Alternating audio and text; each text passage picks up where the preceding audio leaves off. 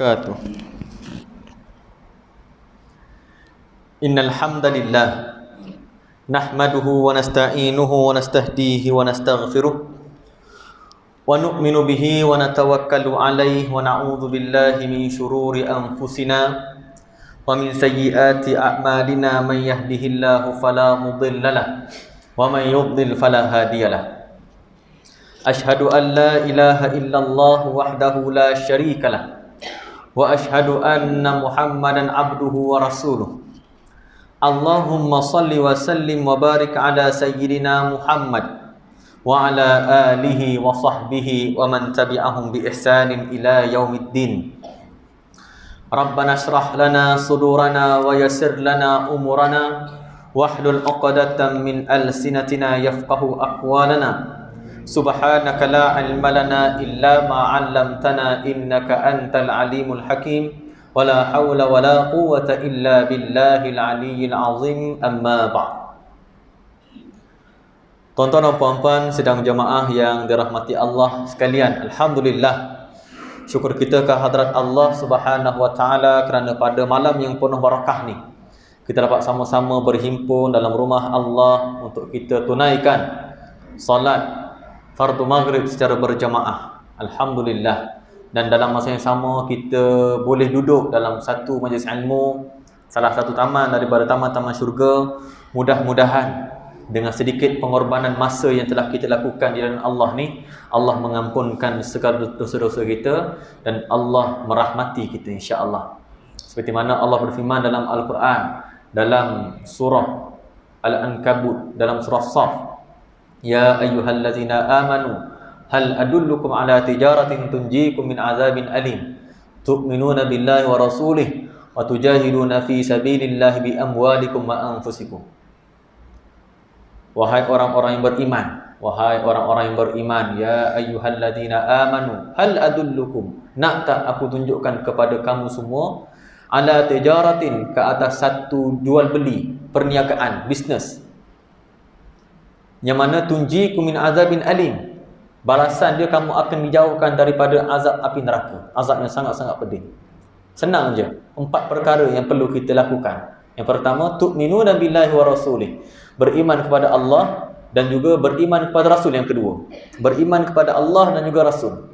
Yang ketiga, wa tujahidu, dan kita berjihad, berjuang di jalan Allah, fi sabilillah bi amwalikum, dengan harta-harta kita, wa anfusikum, dan juga jiwa kita, nyawa kita. Nyawa ni pun boleh dikatakan sebagai masa hidup kita. Sebab masa itu bukan emas, masa itu nyawa. Saya sekarang tak suka orang kata masa itu emas, tak boleh pakai dah tu. Boleh cakap dekat Dewan Bahasa dan Pustaka, tukarlah. Sebab orang main-main beli emas, kan? Orang sekarang main-main beli emas. Dulu emas kecil-kecil, sekarang emas dah macam rantai motor tu. Betul, ada siapa bagi hadiah dekat perempuan tu, emas dah macam rantai motor. Design tu design rantai motor, besar ni. Cakap Allahu Akbar. Jadi tak sesuai dah sekarang ni. Boleh usulkan kepada Dewan Bahasa dan Pustaka, tukarlah, bukan masa itu emas. Orang sekarang main-main dengan emas, boleh bagi macam tu je. Hadiah sikit emas, hadiah sikit emas. Dia masa itu nyawa. Oh kena. Sebab apa? Tak ada orang boleh beli nyawa. Nak beli nyawa pun tak boleh. Ada harta macam mana sekalipun, duit macam banyak macam mana sekalipun, tapi nyawa tak boleh beli. Baru betul. Ni betul pun. Masih itu nyawa. Kita, umur kita sekarang ni 40 tahun. Ada baki lagi hidup lebih kurang 30. Sebab umur umat Nabi Muhammad ni antara 60 hingga 70. 60 hingga 70, kalau umur 40 baki hidup 30. Jadi 30 ni lah masa kita, dan 30 ni jugalah nyawa kita yang berbaki. Jadi boleh tak kalau kita usulkan tukarlah? Tak boleh guna dah. Dulu boleh lah, sebab dulu orang sayang emas. Kalau yang masuk emas tu dekat dalam lori sampah tu kan ada viral baru-baru ni. Masuk, dia terbuang sekali dengan emas dekat dalam beg dia tu. Dia korek lori sampah. Dia korek lori sampah. Tapi sekarang ni tengok orang main-main je beli emas. Jadi tak sesuai lah. Lebih sesuai dengan makna yang sebenar bagi masa adalah nyawa. Masa itu nyawa. Jadi kita mengorbankan harta kita, kita mengorbankan nyawa dan masa kita di jalan Allah. Moga-moga Allah menjauhkan diri kita daripada azab yang pedih, insya-Allah. Amin.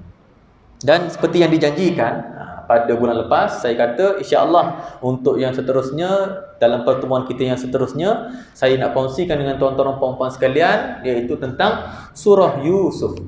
Surah Yusuf. Saya sangat-sangat teruja lah bila masuk surah Yusuf. Saya suka sangat. Sebab memang saya suka tentang kisah Nabi Allah Yusuf alaihi salam. Surah Yusuf ni dia antara mukjizat dalam kelebihan dalam surah Yusuf, iaitu nama surah Yusuf memang ceritanya tentang Nabi Yusuf semata-mata.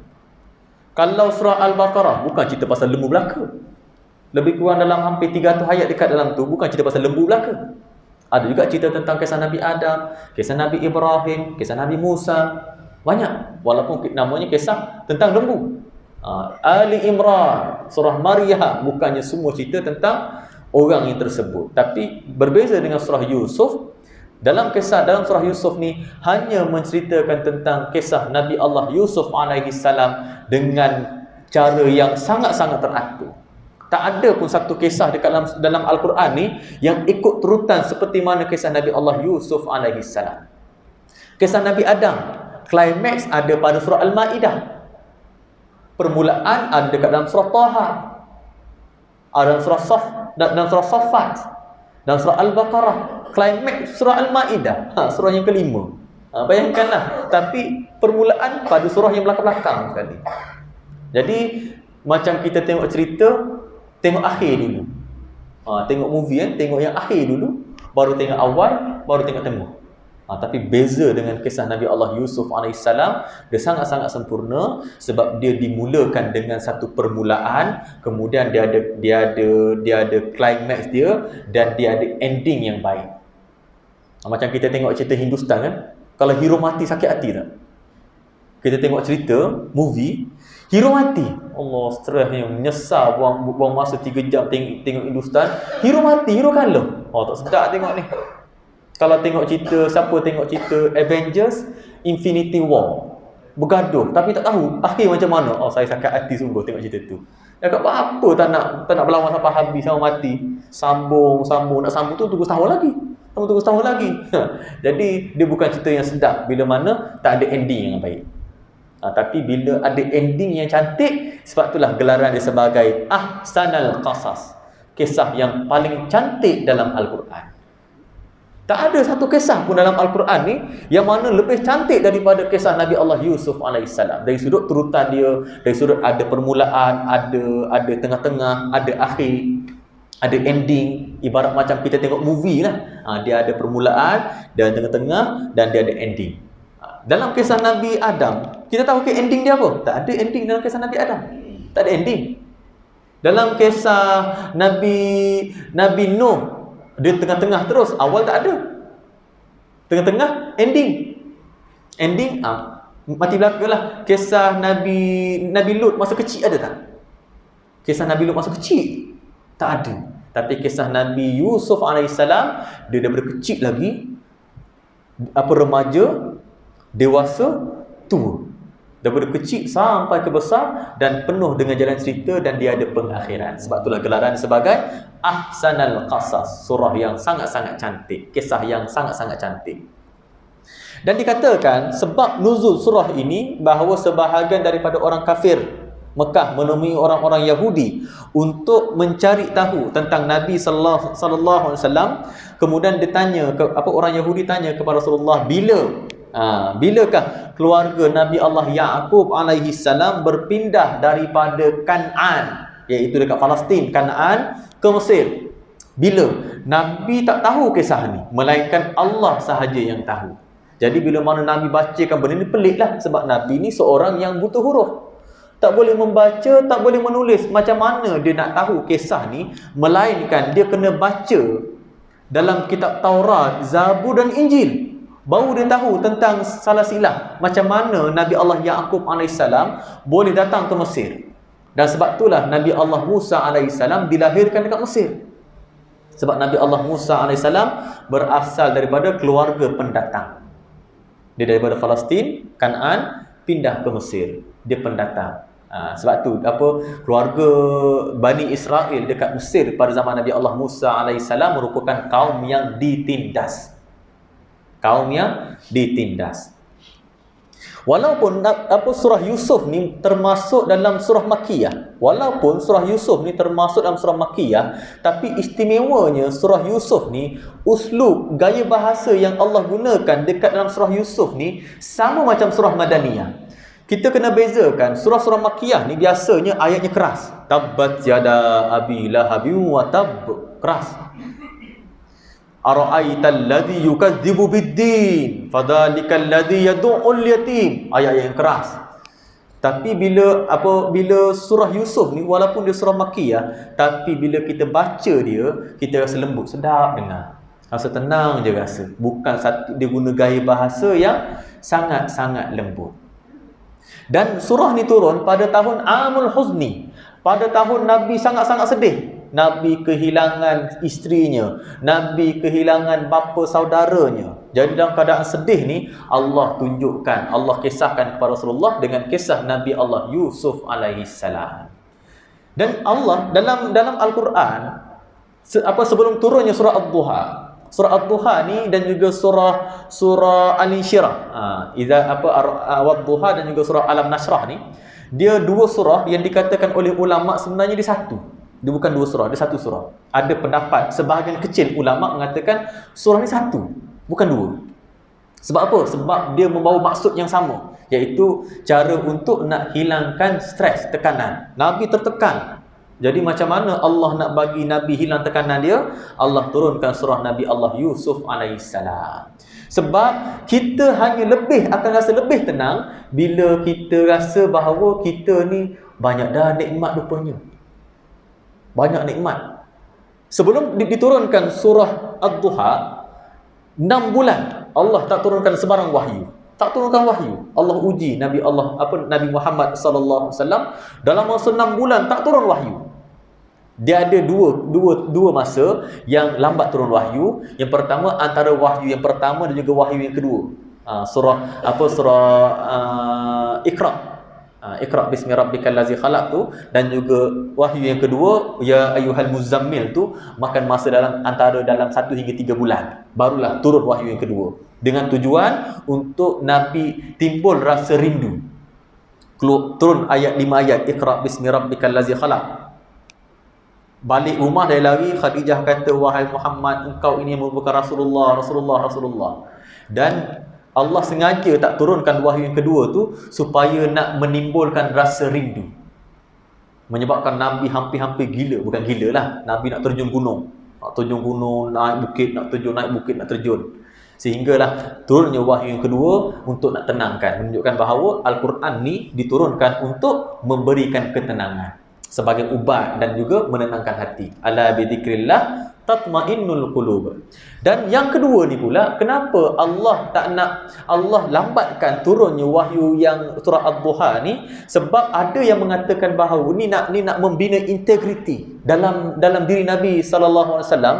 Dalam tempoh 6 bulan para sahabat datang, wahai Rasulullah, mana wahyu? Aku nak dengar wahyu. Orang tu ngata, Muhammad, Tuhan dah tinggalkan kau. Ummul Jamil, isteri kepada Abu Lahab, kata, wahai Muhammad, Tuhan dah tinggalkan kau. Tuhan dah tak cara pada kau. Abu Lahab kata, wahai Muhammad, Tuhan dah tinggalkan kau. Sehingga isterinya Khadijah pun kata, wahai Muhammad, betul ke Allah dah tinggalkan kau, wahai Muhammad? Sedih. Sebab apa? Sebab untuk mewujudkan, untuk menimbulkan integritinya Nabi, iaitu Nabi tak reka-reka. Kalau orang lain reka dah, reka lah. Sebab 6 bulan dah tak turun wahyu, reka lah sikit, nak bagi reda sikit. Tapi Nabi tak reka. Nabi tunggu. Dan macam mana Allah tenangkan Nabi? Iaitu dengan ayat surah Ad-Duha. Wad-duha wal-laili idza saja ma wadda'aka rabbuka wa ma qala walal akhiratu khairun laka minal ula wala sawfa yu'tika rabbuka fatarda. Inilah yang Nabi nak tuntut. Allah lambatkan turun wahyu kan? Allah kata wala sawfa yu'tika rabbuka fatarda. Nanti dekat akhirat, la sawfa ni akhirat, dekat akhirat akan datang. Wala sawfa yu'ti, kau akan diberikan diberikan kepada kau oleh Tuhan, iaitu Allah akan bagi apa sahaja sampai kau puas hati, fatarda, sehingga kau puas hati. Jadi bila dengar ayat ni, Nabi kata idzan lan arda. Jadi kalau gitu aku takkan redha kalau ada seorang pun daripada umat aku dalam neraka Allah. Inilah permintaan Nabi dekat akhirat sana, iaitu Nabi takkan sesekali redha selagi mana ada umat dia berada dekat dalam neraka Allah. Inilah doa Nabi khas untuk kita semua yang patut kita rasa bersyukur sebab kita merupakan umat Nabi Muhammad sallallahu alaihi wasallam. Jadi macam mana Allah nak redakan perasaan stres Nabi itu? Dengan cara iaitu kita pergi jumpa fa'ammal yatima fala taqhar wa ammas sa'ila fala tanhar. Dengan cara kita pergi jumpa dengan anak-anak yatim, jumpa dengan fakir-fakir miskin. Sebab apa Allah sarankan benda ni? Sebab biasanya orang yang stres ni, bila mana dia rasa bahawa ujian yang diturunkan kepada dia itulah yang paling berat sekali. Dia rasa dia makan nasi, lauk telur, lauk kicap tu, hujan berat dah ni. Aku miskin sangat dah ni. Tapi ada orang makan nasi dengan gaul dengan garam. Tengok orang miskin, Allah, hai, aku boleh lagi makan ikan. Makan apa? Ikan kering. Tapi orang ni ikan kering pun tak ada. Gaul-gaul dengan minyak, gaul-gaul dengan garam je. Makan ubi je. Kadang-kadang berlapar. Tengok orang ni, Allah, rupa-rupanya ada lagi nikmat yang Allah dah bagi pada aku. Banyak dah bagi. Cara nak hilangkan stres dengan cara kita tengok anak-anak yatim, kita pergi kepada fakir-fakir miskin. Sebab stres tu datang, tekanan tu datang bila kita rasa bahawa ujian kita ni berat. Sedangkan ada yang lebih berat lagi. Ujian Nabi berat. Jadi macam mana Allah nak hilangkan stres Nabi? Allah turunkan surah Yusuf. Yang mana surah Yusuf ni, bila mana diceritakan satu persatu tentang ujian yang diturunkan kepada Nabi Allah Yusuf AS. Tentang Yusuf yang dilempar masuk dekat dalam perigi pada umur lebih kurang 12 tahun. Duduk dalam perigi itu bukan dalam tempoh 1 hari, bukan tempoh 2 jam, 3 hari. Dalam masa 3 hari duduk dalam perigi, dibukanya baju, sejuk-sejuk duduk dalam air. Tuan-tuan kalau duduk dekat dalam air, tuan-tuan berendam dalam air selama 3 hari. Boleh tahan tak? Pada umur 12 tahun.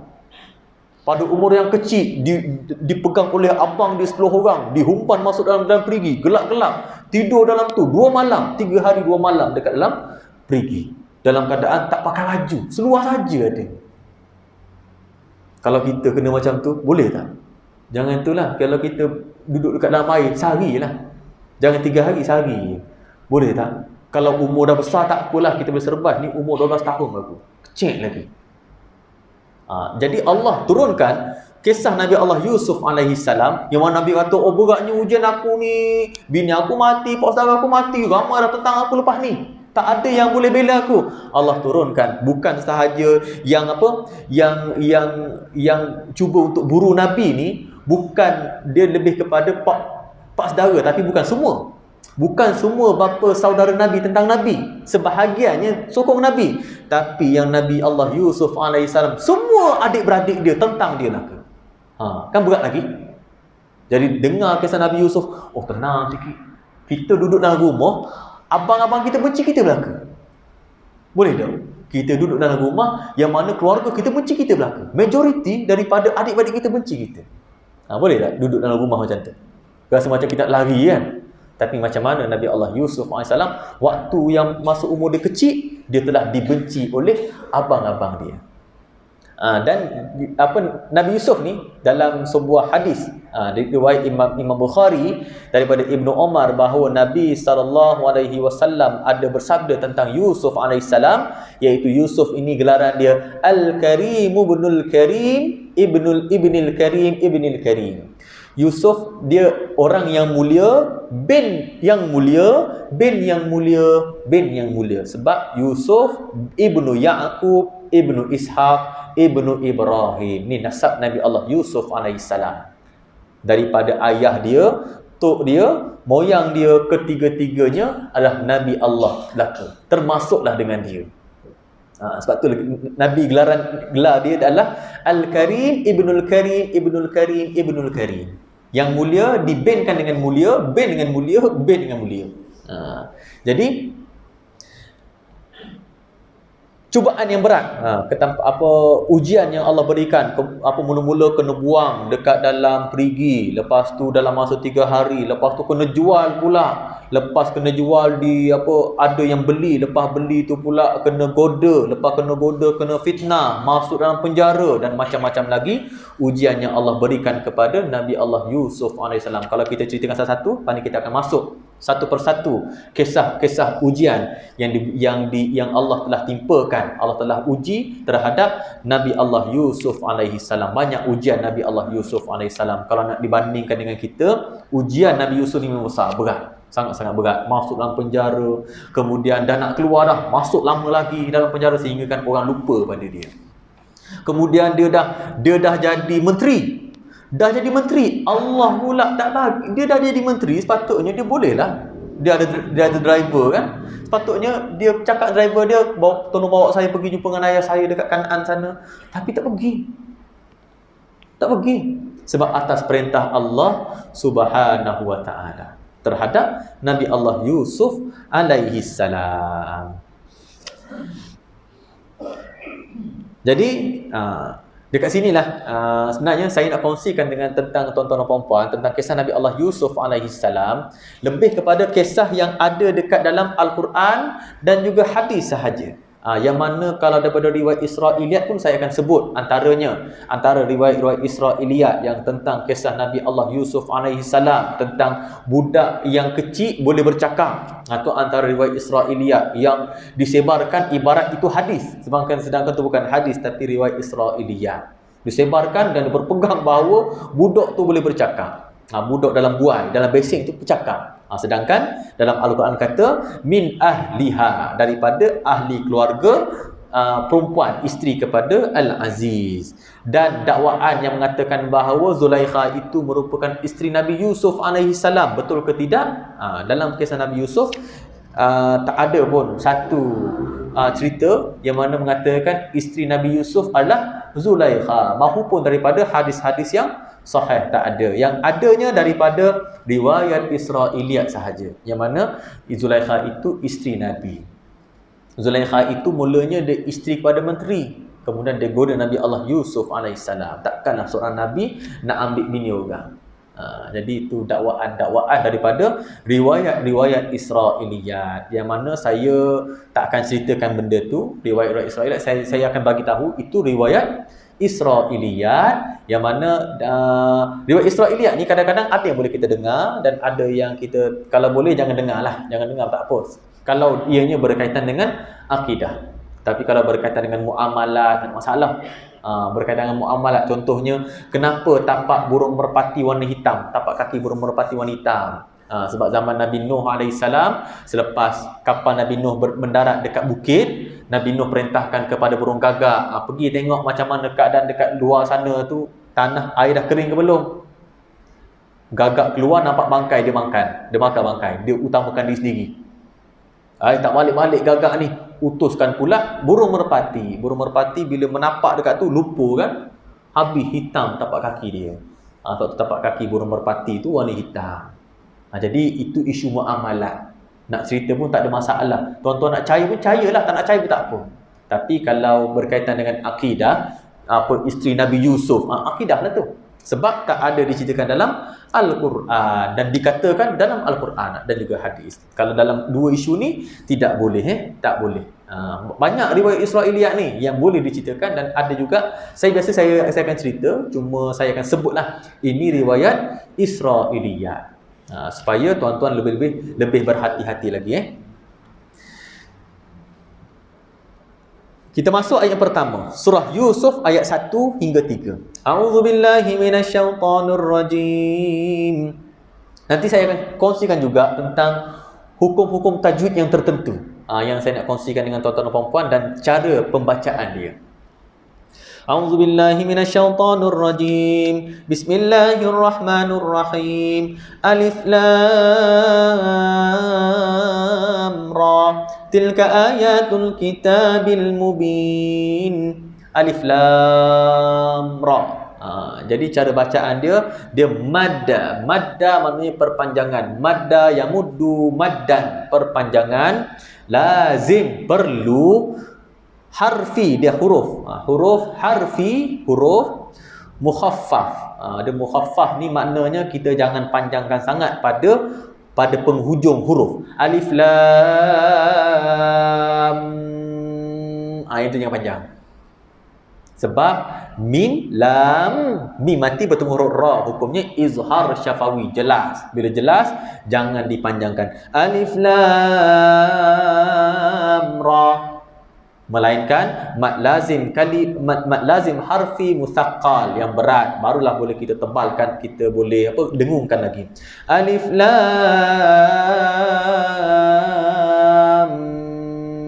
mim. Alif lam mim boleh. Tapi kalau ra, alif lam ra. Jangan lam ra. Salahlah bacaan tu. Yang kadang-kadang orang tak hati-hati sebab dia pukul rata belaka. Alif lam ni kena panjang. Lam ra. Dia lam ra, alif lam ra. Mad lazim harfi mukhaffaf, ringan. Tilka ayatul kitabil mubin. Alif lam ra, huruf ni. Jadi tilka, saya nak ambil yang tilka ayatul kitabil mubin dulu. Tilka dalam ismul isyarah, tilka dia dalam ismul isyarah dia ada dua jenis. Yang pertama, ismul isyarah untuk menunjukkan benda tu jauh, itu, kita panggil itu. Dan ismul isyarah untuk menunjukkan benda tu dekat, ini. Itu dengan ini. Dalam bahasa Melayu kita guna itu, ini saja. Tapi dalam bahasa Arab dia ada 4. Yang pertama zalika, tilka. Yang kedua hadza, hadhihi. Zalika dengan tilka ni hanya digunakan bila nak menunjukkan benda tu jauh, bukan dekat. Tapi kenapa tilka ayatul kitabil mubin? Kalau tuan-tuan buka dalam terjemahan Al-Quran, dia akan kata ini ayat, kan? Buka dalam terjemahan, ini adalah ayat-ayat kita, ini ayat. Sedangkan itu ayat. Tapi kenapa Allah gunakan itu untuk menunjukkan maksudnya ini? Sedangkan sepatutnya guna hadhihi ayatul kitabil mubin. Itu ayat yang betul. Sepatutnya kalau nak merujuk kepada ayat ni. Hadhihi ayatul kitabil mubin. Tapi kenapa guna tilka ayatul kitabil mubin? Macam tu, alif lam mim. Zalikal, itu. Zalikal kitabu la raiba fih. Zalika. Kenapa? Hadzal kitabu la raiba fih. Kenapa tak gunakan hadza? Sedangkan ini kitab, ini ayat. Tapi kenapa dia gunakan itu ayat? Dalam ayat ni bukanlah Allah nak menyatakan bahawa ayat itu. Tapi Allah nak menunjukkan kenapa itu, sebab Al-Quran berada pada martabat yang tertinggi.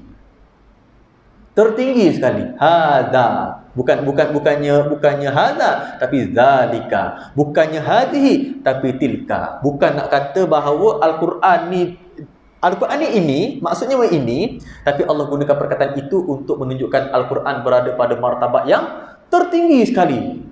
Siapa-siapa yang bercanggah dengan dia, hak tu salah dulu. Jangan cari salah Al-Quran, hak tu salah dulu. Bila mana Nabi Isra' Mi'raj, Nabi bertemu dengan Allah Subhanahu Wa Ta'ala dekat Sidratul Muntaha. Dan Nabi pun bagi salam pada Allah. Bukan bagi salam, bukan bagi salam. Sebab salam ni keselamatan. Dia bukan bagi salam, tapi ayat ucapan penghormatan. Dengan macam mana cara nak bagi ucapan penghormatan pada Allah ni bila kita mula-mula jumpa dengan Allah? Dengan cara kita sebut, Nabi pun bila berada di Sidratul Muntaha, Nabi pun ucapkan at-tahiyatul mubarakatus salawatut tayyibatu lillah. Sebab tu kita masuk masjid jangan bagi salam Assalamualaikum. Bagi salam dekat orang tak apa, tapi nak bagi salam dalam masjid tak perlu. Sebab Allah tidak memerlukan kesejahteraan daripada kita, sebab Allah lah yang memiliki kesejahteraan. Allah lah yang memberikan kepada kita kesejahteraan. Jadi cara dia macam mana kita nak ucapan penghormatan bila kita masuk rumah Allah ni, dengan solat tahiyatul masjid. Bagi salam lah tu. Ibarat macam bagi salam lah. Jadi Nabi bila mana Nabi kata kepada Allah, at-tahiyatul mubarakatus salawatut thayyibatu lillah, maka Allah di hadapan Nabi, Allah menjawab ucapan penghormatan Nabi dengan satu kata salam daripada Allah untuk Nabi, assalamu alayka ayyuhan nabiyyu wa rahmatullahi wa barakatuh. Dalam ayat ni, walaupun Nabi Muhammad sallallahu alaihi wasallam berada di hadapan Allah, berdekatan dengan Allah, tapi Allah gunakan perkataan itu. Sebab ayyuha ni dia adawatun nida. Adawatun nida ni dia ada yang untuk panggil benda ni, apa orang yang dekat, hey, dekat sini. Tapi kalau oi, tu jauh. Oi, sini. Kalau saya nak panggil orang sini, contoh nama dia Abdul Rahman, ya Abdul Rahman, sini. Tapi kalau jauh tu, ayyuha Abdul Rahman. Ayyuha, wahai Abdul Rahman. Untuk jauh. Oi, Abdul Rahman, sini. Kali ni, Abdul Rahman. Tapi Allah gunakan bila mana Nabi berada di hadapan dengan Allah, berdekatan dengan Allah, Allah gunakan assalamu alayka ayyuhan nabiyyu wa rahmatullahi wa barakatuh. Bukan nak menunjukkan bahawa Nabi itu jauh, tapi nak menunjukkan bahawa Nabi berada pada martabat yang tertinggi. Kalau Allah gunakan kitab ni pun, zalikal kitab. Ayat Allah ni pun, tilka ayatul kitabil mubin. Dengan Nabi pun Allah katakan, ayyuhan nabiyyu wa rahmatullahi wa barakatuh.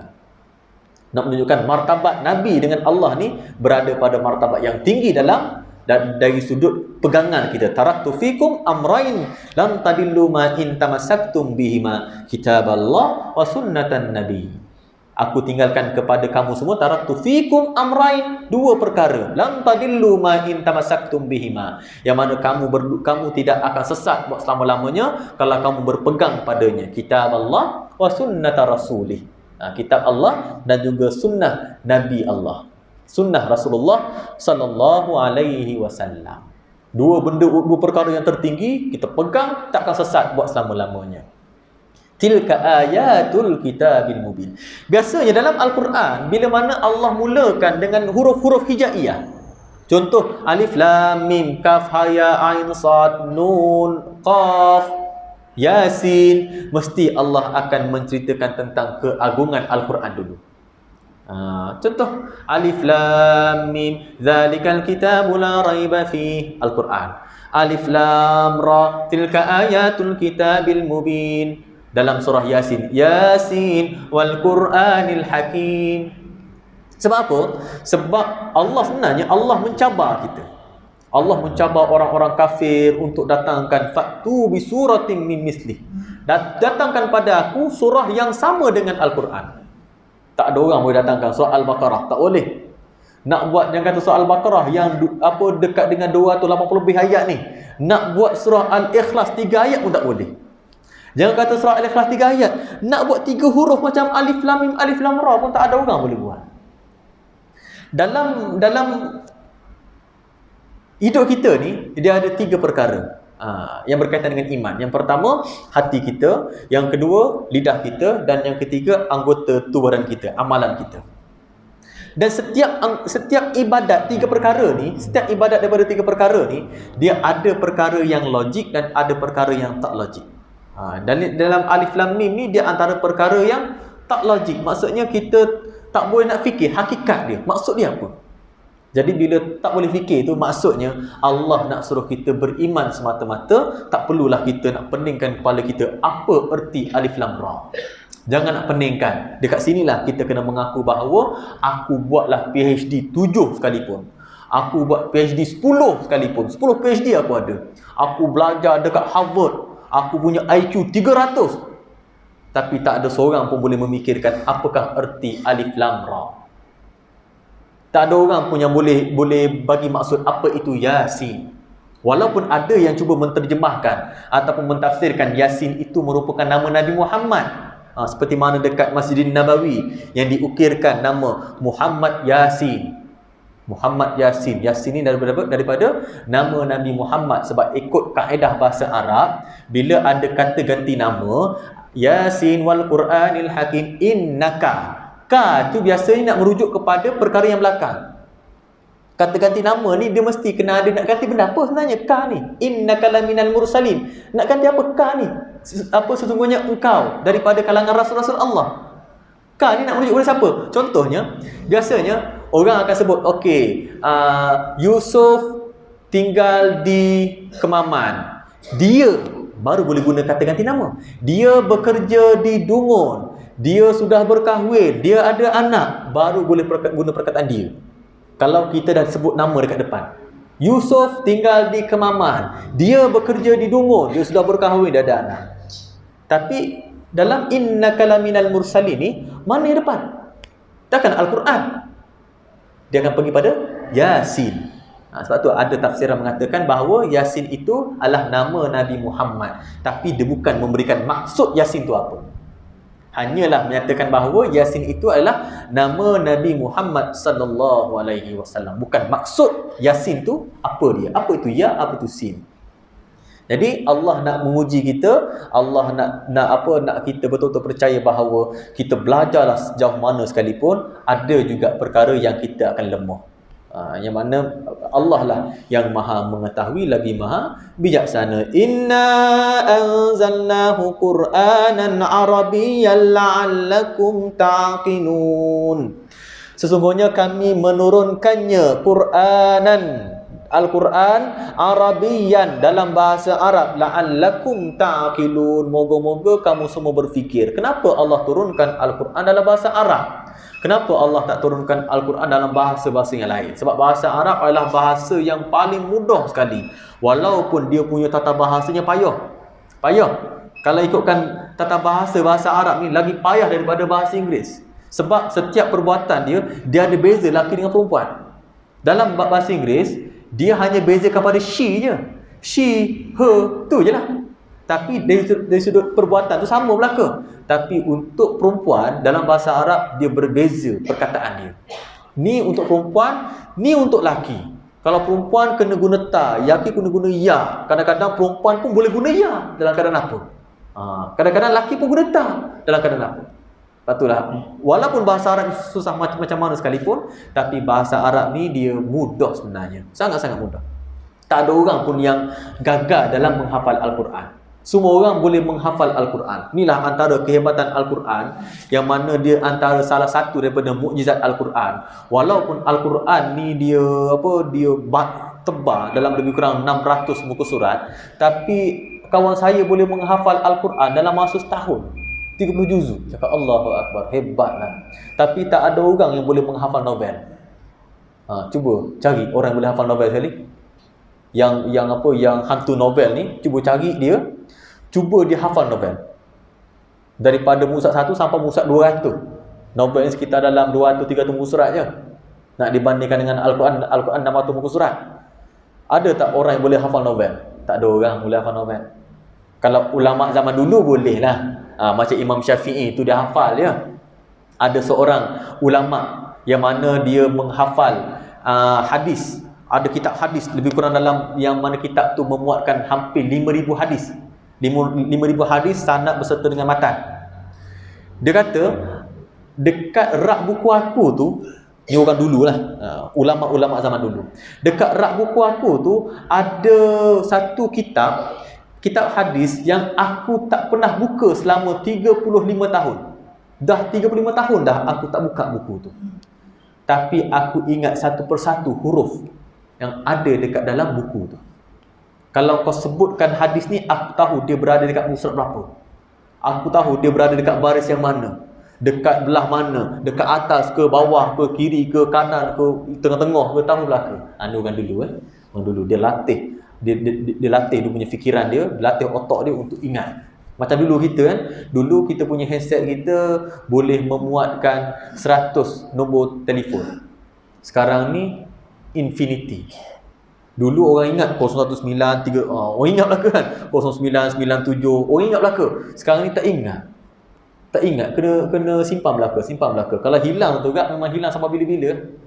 Kalau hilang nombor tu, hilang sampai bila-bila. Tapi ulama-ulama zaman dulu memang dia ingat. Dan Al-Quran ni Allah turunkan, inna anzalnahu Qur'anan Arabiyyan la'allakum ta'qilun. Sebab Al-Quran ni dia meraihkan cara pemikiran orang.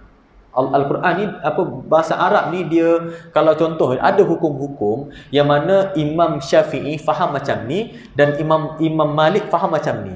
Ada juga hukum yang Imam Hanafi faham cara macam ni dan Imam Syafi'i dia faham dengan cara yang lain.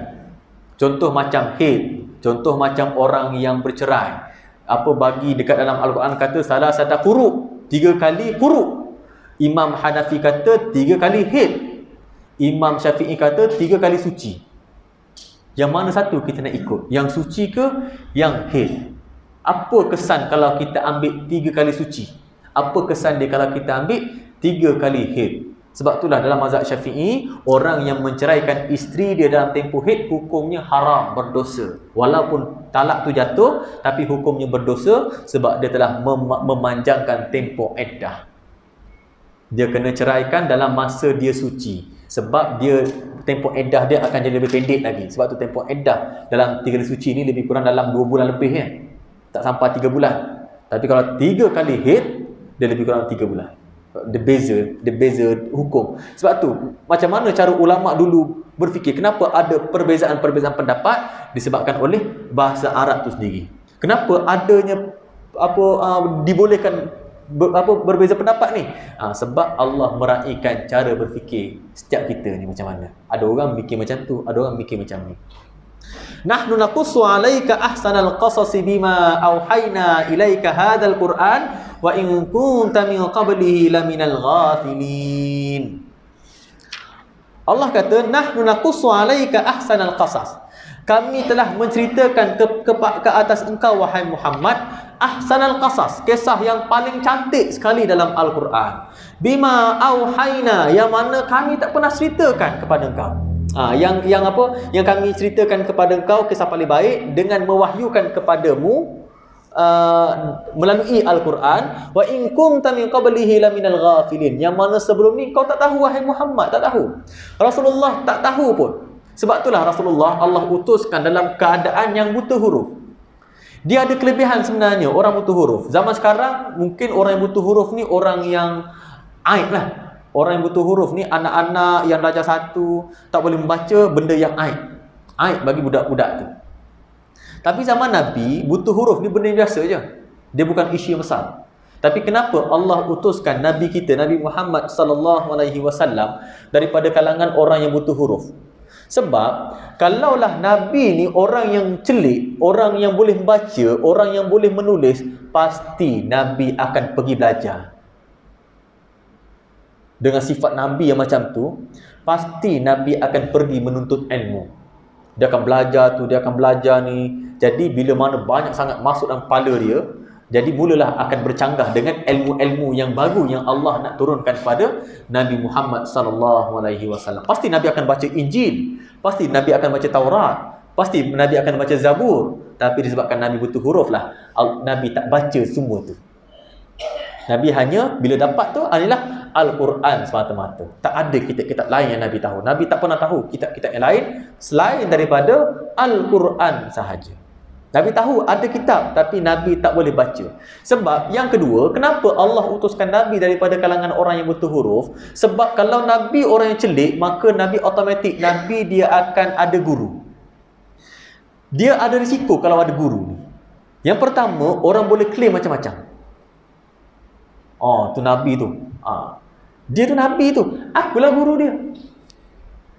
Dengar kata aku. Sebab aku ajar Nabi. Aku ajar Nabi, aku ajar dia, aku bagi ilmu pada dia. Dia mari kat aku, nadah kitab kat aku. Jadi, aku ni tok guru dia.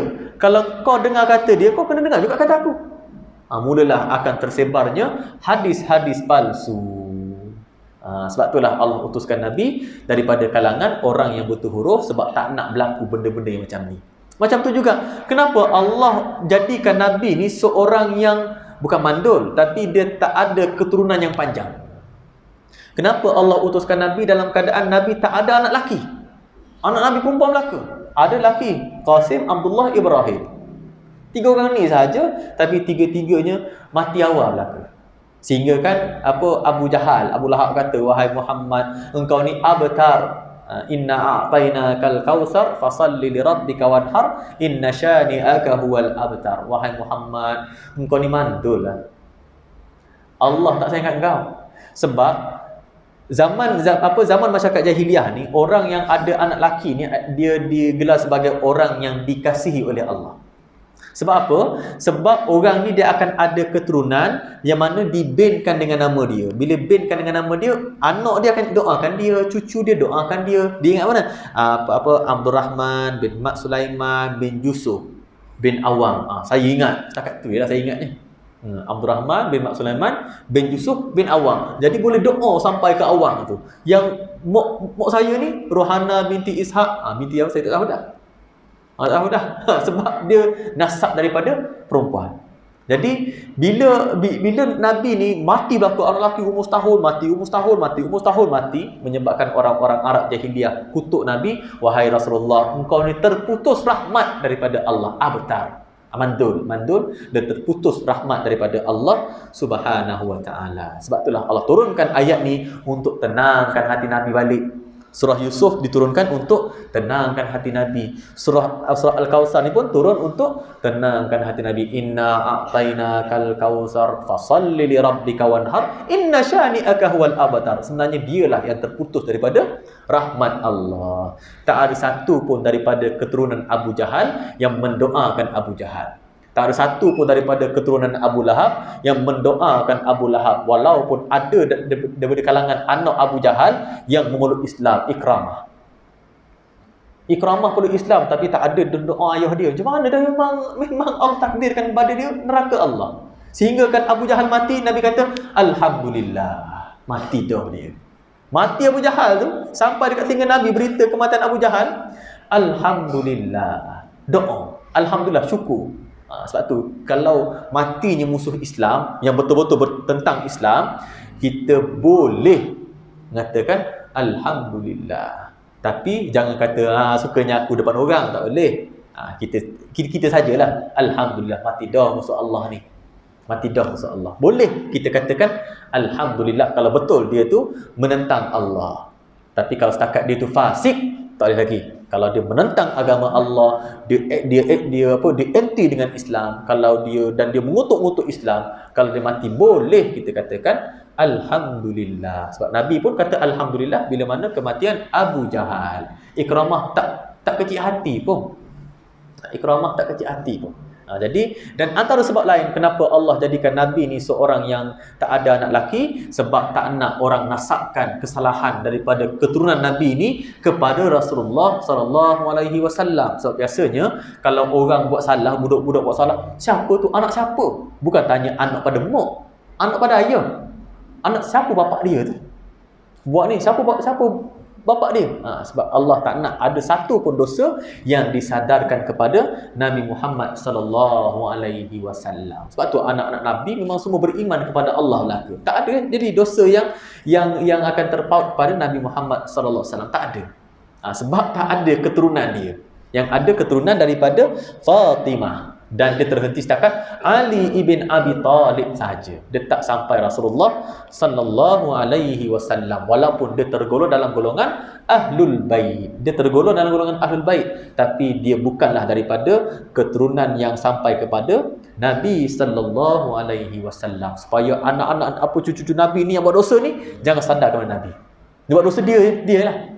Kita kadang-kadang sebab kita ni, sebab Allah tahu perangai kita macam mana. Kita kalau tengok budak-budak nakal, siapa bapak dia? Kita salahkan bapak tu. Bukan salahkan lain, kita salahkan bapak. Anak siapa tu? Yang baik pun cakap anak siapa, yang jahat pun cakap anak siapa. Jadi senang, tak ada keturunan Nabi daripada yang dibinkan dengan Rasulullah sallallahu alaihi wasallam. Jadi surah Yusuf ni diturunkan dengan satu kisah yang sangat-sangat baik. Dia ada awal, dia ada tengah, dia ada akhir. Dan Nabi SAW tak pernah tahu pun. Wa in kunta min qablihi laminal ghafilin. Sesungguhnya engkau sebelum ni daripada kalangan orang-orang yang ghafilin, lalai. Tapi maksud dalam ayat ni adalah orang yang tidak mengetahui tentang kisah Nabi Allah Yusuf alaihi salam. Sebab tu banyak dalam kisah Nabi Yusuf, dalam kisah dekat dalam Al-Quran ni menceritakan tentang kisah-kisah yang terdahulu. Yang pertama untuk menunjukkan bahawa Nabi ni seorang yang benar, dan yang kedua untuk tentang mukjizat Al-Quran yang boleh menceritakan tentang perkara-perkara yang lepas. Zaman Nabi tak ada pun Nabi boleh ceritakan dalam keadaan Nabi seorang yang buta huruf.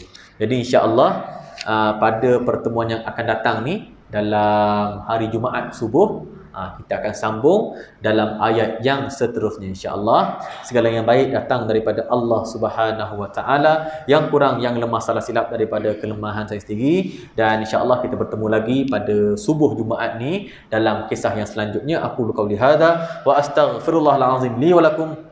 Wassalamualaikum warahmatullahi wabarakatuh. Na'udzubillahi minasyaitonir rajim. Bismillahirrahmanirrahim. Alhamdulillahirabbil alamin wassalatu wassalamu ala sayyidina Muhammad asyrafil mursalin wa ala alihi wa sahbihi ajmain. Allahumma arhamna bil Qur'an waj'alhu lana imaman wa nuran wa hudan wa rahmah. Allahumma dzakirna minhu ma nusina wa 'allimna minhu ma jahilna warzuqna tilawatahu ana al-laili wa atrafan nahar waj'alhu lana hujjatan ya rabbal alamin. Allahumma ja'al jam'ana hadza jam'an marhuma wa tafarruqana min ba'dihi tafarruqan ma'suma wa la taj'alillahumma fina wa la ma'ana wa la man yatba'una syaqiyyan wa la matrudan wa la mahruma. Rabbana atina fid dunya hasanah wa fil akhirati hasanatan wa qina adzaban nar. Wa sallallahu ala sayyidina Muhammad wa ala alihi wa sahbihi wa sallam. Walhamdulillahi rabbil alamin. Taqabbalallahu minkum. Assalamualaikum warahmatullahi wabarakatuh.